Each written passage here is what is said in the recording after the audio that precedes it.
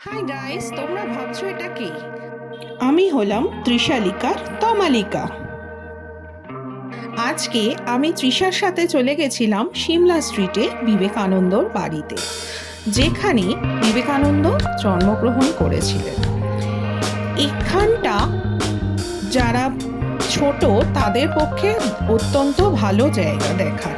সেই জন্য দেখো, আমি তৃষার বন্ধুরা রূপায়ণ, রাধিকা, ওদের মাদের সাথে গেছিলাম সিমলার বাড়িতে, যেখানে বিবেকানন্দ জন্মেছে, তার সমস্ত জিনিসপত্র কিভাবে কি ইউজ করেছে, তার বংশ পরিচয়, তার কাজকর্ম সমস্তটা দেখে যেটা ওরা পড়েছে সেটা বুঝেছে।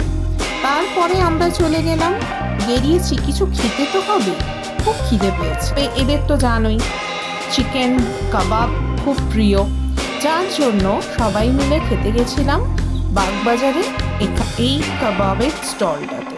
দেখো, এটা না খুব ডিলিশিয়াস কাবাবগুলো, প্রাইসও খুব রিজনেবল এবং কাবাবটাও খুব ডিলিশিয়াস।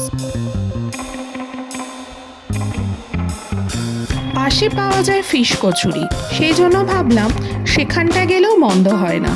তারপর ফিশ কচুরি খেয়ে আমাদের ডেস্টিনেশন হোম। আমাদের এই মিনি ব্লগটা ভালো লেগে থাকলে like, share and subscribe our channel. Select the notification bell also so you don't miss an update. Thank you.